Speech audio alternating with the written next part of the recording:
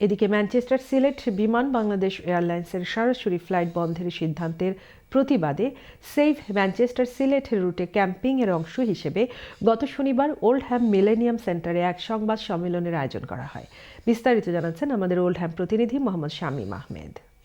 Manchester Sylhet বিমান বাংলাদেশ এয়ারলাইন্সের সরাসরি ফ্লাইট বন্ধের হঠকারী সিদ্ধান্তের প্রতিবাদে গেল শনিবার ওল্ডহ্যামের মিলেনিয়াম সেন্টারে এক সংবাদ সম্মেলনের আয়োজন করা হয়। এতে উপস্থিত ছিলেন ম্যানচেস্টার সিলেট রোড ক্যাম্পেইনের কনভেনার, ওল্ডহ্যাম ভাড়া কাউন্সিলের deputy leader councillor Abdul Jabbar MB, Tameside কাউন্সিলের mayor councillor Shibli Alam, Warrington কাউন্সিলের mayor councillor Moazzem Hossain, councillor Abdul Malik, councillor Faruk Ahmed, Mirza Askir Beg, Mizanur Rahman Mizan, Nazmul Hossain, Abul Kalam Azad, Shawkat Ali, M Ahmed Junaid, Mohammad Ansar Uddin সহ নর্থ ইংল্যান্ডে বসবাসরত বাংলাদেশি কমিউনিটির বিভিন্ন স্তরের নেতৃবৃন্দ।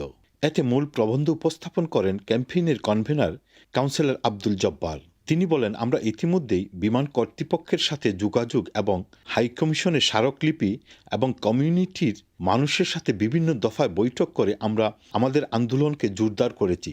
আমাদের আন্দোলনের মুখে তাদের সিদ্ধান্ত থেকে সরে এসে আরও 1 মাস ফ্লাইট অপারেট করার সিদ্ধান্ত নিয়েছে।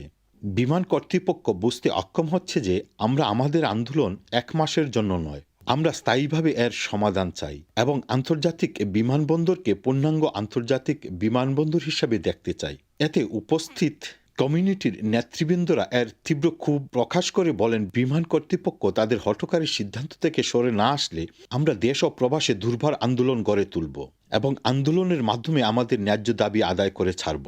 Mohammad Shamim Ahmed, channel S news, Oldham.